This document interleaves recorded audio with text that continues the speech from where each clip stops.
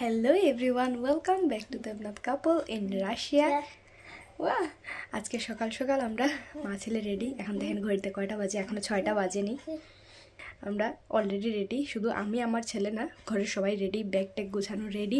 এখন আমরা বেরিয়ে যাব, বলতে পারেন সামার ট্যুর। আমাদের পুরো সামার জুড়ে এই ট্যুরটা দেওয়ার প্ল্যান হচ্ছিল, কিন্তু কোনোভাবেই পসিবল হচ্ছিল না। অবশেষে এই ট্যুরটা আমাদের সফল হতে যাচ্ছে। তো যাই, আস্তে আস্তে যেতে যেতে আপনাদের সাথে গল্প করব, কথা বলবো, কোথায় যাচ্ছি সেটাও জানাবো। তবে আমার ছেলে বলতেছে ওদেরকে বলো আমরা ওই শহরে যাচ্ছি।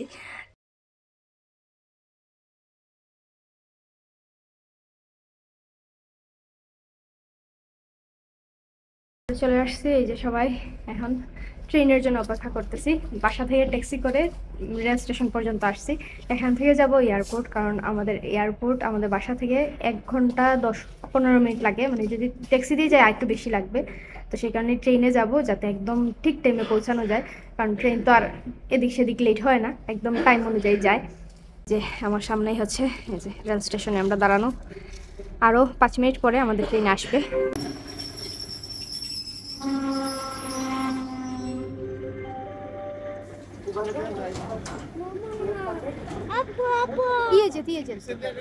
আমরা ট্রেনে উঠছি অলরেডি। টিটি, ওমা আমাদের টিকিট নিল না। এই যে টিটি সবার টিকিট দেখতেছে।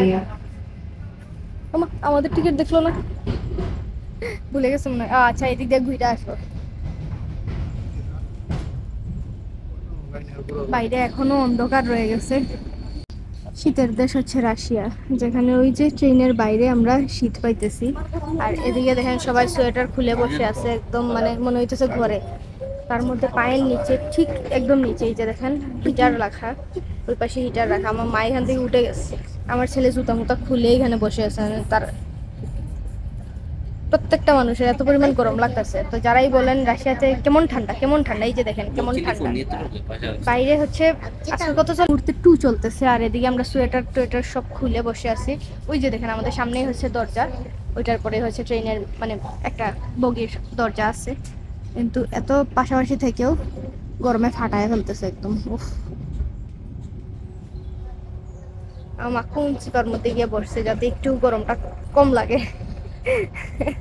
ঠান্ডা লাগবে ওই দরজার সামনে গিয়ে দাঁড়াইতে হবে। এই যে ট্রেন, এটা থেকে নামলাম। রাশিয়ার সব ট্রেনের কালার সেম রকম হয় একদম। এটা আরো মানে এই সারাতোভের আগে আরেকটা শহর থেকে আসছে, সারাতোভ হয়ে এখন আরেকটা শহরে যাবে। আর এই পাশে হচ্ছে আমাদের এয়ারপোর্ট। সবাই এখন এয়ারপোর্টের উদ্দেশ্যে। ও, অনেক দিন পরে এয়ারপোর্টে আসলাম। এই যে এয়ারপোর্টের নাম বিশাল বড় করে লেখা গাগারিন, কারণ ওই যে বললাম সারাতোভ হচ্ছে গাগারিনের শহর। এই যে ওনার ক্যাপসুলটার মতোই এরকম তৈরি করে রাখছে। এপাশে আমরা বাসা থেকে খাবার নিয়ে আসছিলাম, যেহেতু অনেক সকালে বের হয়েছি, অবশ্যই এত সকালে খাওয়া যাবে না, আবার প্লেন ছাড়ার আগে খিদেও লেগে যাবে। সেই কারণে মা রান্না করছিল আমার ফেভারিট আখনি। আমরা কোথাও ট্যুর দিতে গেলে আগে আখনি খাইতাম। সামনেই হচ্ছে গিয়ে যেদিক দিয়ে আমরা হেঁটে হেঁটে আসলাম ওই জায়গাটা, একদম পরিবেশ দেখতে দেখতে সবাই খাওয়া দাওয়া করবো এখন। অলরেডি আমাদের সিরিয়াল চলে আসছে। আর ডোমেস্টিক ফ্লাইটে এখানে হ্যান্ড ব্যাগ নেওয়া যায়, মানে আপনার সিটের সাথে এটা ইনক্লুড থাকে। এখন এখানে 10 কেজি 20 কেজি এরকম কোনো বিষয় না, বিষয়টা হচ্ছে এই যে বক্সটা, এই বক্সের ভেতর জায়গা হইতে হবে। বক্সের ভেতর আপনি লম্বা করে একদম শোয়া যেভাবেই হোক একদম ঢাকনাটা এভাবেই লাগতে হবে, হয়ে গেলে তাহলেই এনাফ, আর কোনো সমস্যা হবে না। এক্সট্রা 10 কেজি আর একটু নিয়েছিলাম, যেহেতু শীতের সোয়েটার বা কাপড় চোপড় তো দেখা যায় একটু বেগে নিলেই ফুলে যায়, সে কারণে অল্প মানে 10 কেজি এক্সট্রা নিয়ে রাখছিলাম একটা টিকিটের সাথে। আর বাকিগুলো সব আমাদের ওই যে মানে পিট ব্যাগ যেগুলো ব্যাকপ্যাক সেগুলোই, আর আরুষের ট্রলি, আর কিছুই না। সবগুলো ব্যাগই ঠিক আছে, কিন্তু আরুষের ট্রলিটা ওদের এই ডাব্বাটার মধ্যে জায়গা হয় নাই।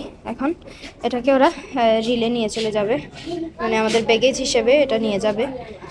এটা যেহেতু খুবই সেন্সিটিভ একটা জিনিস, সে কারণে ওদেরকে বলছি, এখন ওরা এটাকে দিছে যে এটা হচ্ছে কাচের জিনিস, যাতে চাপ না লাগে, একদম আলতোভাবে নিয়ে যাওয়া হয়। সেজন্য এই রুমের সামনে দাঁড়ানো, ওরা খুলে দেন এটা নিয়ে যাবে। সব স্টিকার সব কিছু লাগানো হয়ে গেছে। না টাকাও কোনো সমস্যা নাই, মেটাল জাতীয় কিছু।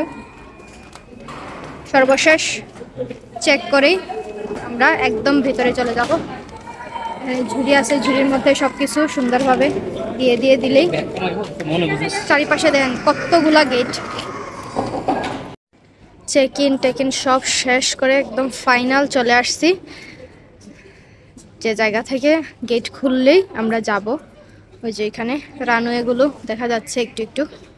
কেউ যখন দেশের বাইরে ট্রাভেল করে এবং পাসপোর্টের সাথে টিকিটের একটা ছবি তুলে, অনেক দিনের ইচ্ছা ছিল যে দুইটা রেড পাসপোর্টের সাথে, মানে রাশিয়ান পাসপোর্টের সাথে এরকম টিকিট নিয়ে ছবি তুলবো।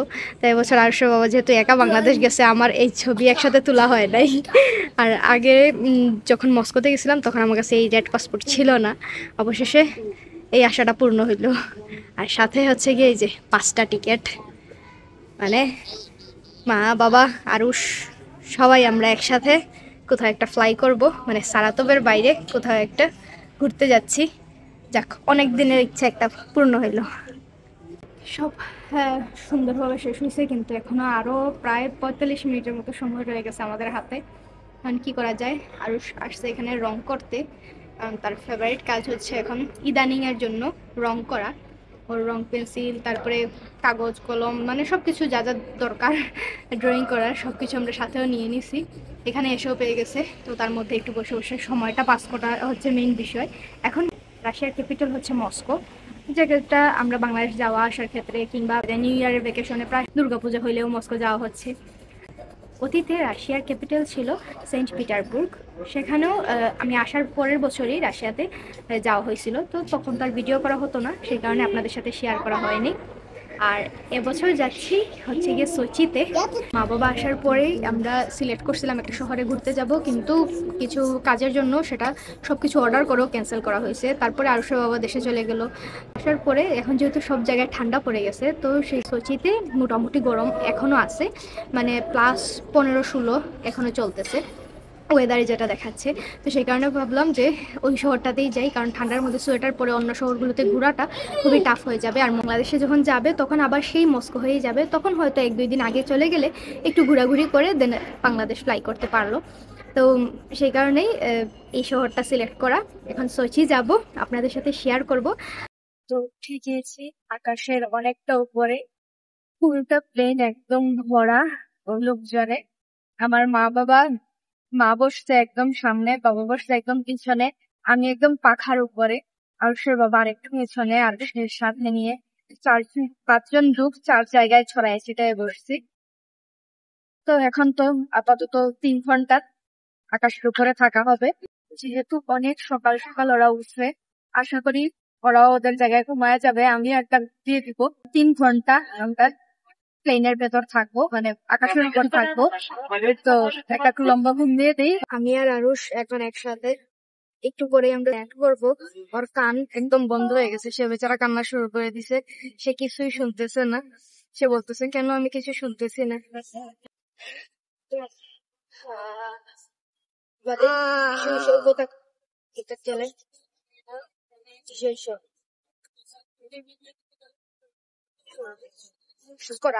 পরে নিচে নামার পরেই ঠিক হয়ে যাবে, কিন্তু সে বেচারা তো বুঝতেছে না এই বিষয়টা। সে বেচারা তো বুঝতেছে না যে কি করতেছে, সে একদম কানে টানে ধরে বসে আছে, ভয় পেয়ে গেছে যে একটা কান বন্ধ হয়ে গেছে একেবারে। চলে এসেছি সোচিতে, এই হচ্ছে এয়ারপোর্টের ফ্রন্ট জায়গা। বের হওয়ার সাথে সাথে আমরা ট্যাক্সি বুকিং দিয়ে দিচ্ছি, ট্যাক্সিও চলে আসছে যাতে সবাই একসাথে উঠতে পারি। আর এই হচ্ছে সেই অলিম্পিকের লোগো। রাশিয়ানরা যে কত ভালো, এটা রাশিয়ানদের সাথে ভালোভাবে না মিশলে কখনোই বোঝা যাবে না।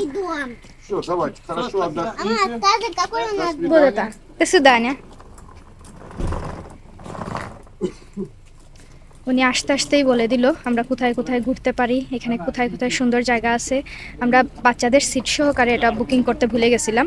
উনি সুন্দর বাচ্চার সিটটা বসায় দিছে এবং ভাড়া যতটুকু অনলাইনে ছিল ততটুকু নিয়েছে। এখন আমরা চলে যাই আমাদের গন্তব্যস্থলে। হ্যাঁ এই বাসায় এই যে লফট লেখা,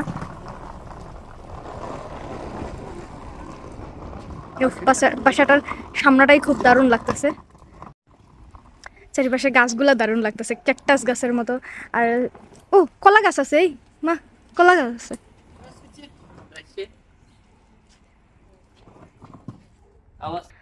আমরা যখন বুকিং দিছি ওরা কোড নাম্বারও দিয়ে দিছিল, আর সব কোড নাম্বারে এই যে দেওয়াতেই খুলে গেছে দরজা।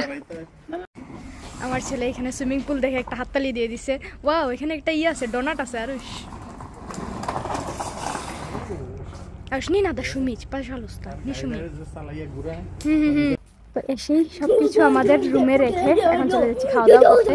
আসার পরপরই ফিলিংসটা আসতেছে, মনে হচ্ছে যে মানে কি বলা যায়, এশিয়ান কোনো কান্ট্রিতে আসছি, যেখানে মানে ঠান্ডা নাই, হালকা হালকা হালকা গরম, টেম্পারেচার একদমই নর্মাল। কিন্তু ওই যে আমরা সারাতপ থেকে যেহেতু ঠান্ডা ছিল, তো একটু ভারী সোয়েটার নিয়ে আসছিলাম, সেই কারণে এগুলো তো পরে ঘুরতেই হবে, কিছু করার নাই। এখন চলে যাই আমরা খাওয়া দাওয়া করতে।